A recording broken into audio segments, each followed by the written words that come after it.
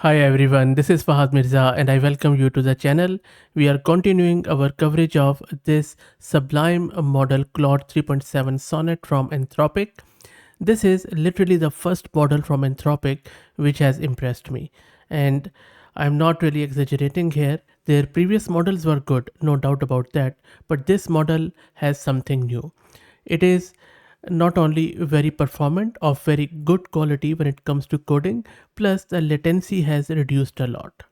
There is only one drawback. It is still expensive. But anyway, let's not discuss the negative things in this video. Let's try to get it configured with Cline, which is another coding assistant, which I am going to show you in this video.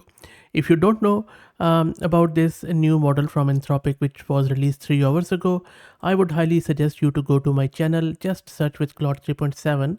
I already have covered it in detail, from thoroughly testing its hybrid reasoning capabilities to thinking capabilities, plus how it is different from the previous models, and also a bit of a comparison with DeepSeek R1. We also have seen it how to configure it with Continue VSCode extension, or how to use it in the Cursor AI editor. All you need to do is to search for it and you should be able to find these videos. As I said, for the purpose of this video, we are going to install it with Cline, which is an autonomous coding agent right in your integrated development environment. In our case, we'll be using VS Code. Cline is capable of creating, editing files, executing commands using the browser, and a lot of other stuff. I also have covered Cline separately on the channel. I could talk about this Claude 3.7 Sonnet model a lot, but for now, just remember it's a hybrid reasoning model where it combines the reasoning or self-reflection capabilities with the large language models. You can control it in a lot of ways too. So let's try to get it installed and then we will see how it works. I'm just going to launch my VS Code here. First step we need to do is to install Cline. For that, on the left hand side, click on this extensions icon. Just search with Cline here. And this is the Cline. Just click on install. And this is installing the Cline on our local system. Shouldn't take too long. That's already done. Close it. Click on this Cline icon on the left hand side. Wait for it to load, and it has been loaded. Just scroll down a bit and then from API provider click on Anthropic, then put in your API key and then click on let's go. And you see that if I show you here, let me make it bit wider, you will see that it automatically selected the Claude 3.7 Sonnet model from Anthropic. Now you can run Cline in action mode or just planning mode. I'm just going to do it in the action mode. So let me go back to my Explorer and then select this app.py, and as you can see that at the moment it is empty. Okay, now let's create a simple web-based game which I will ask it to also run from here, and I'll just show you to you as raw. So I'm just clicking on this add sign in the bottom, and then maybe I'll just ask it to do add file, and then I'll click here. So file has been added. I'll just ask it, hello Cline, create a simple web-based game, and also maybe we will just first create and then I'll just press enter, nothing else. You can also do the auto proof, but it is n at the moment. You see it is talking about among itself that I need to do this. It is scrolling through. There you go. I'll let it run. There you go. Looks great. I'll just down here I'll say save, and it is again doing it. And by the way, this is a paid option, so make sure that you're aware of it. It is saying, can I run that command? So it is creating some directory on my OS. I'll say run command. It is opening the shell. That has been done. There you go. It is creating. Looks really cool. So far so good. It wants to create an index.html. That is done. Hopefully it won't throttle me because it's the whole world is at the moment using this Claude 3.7 model.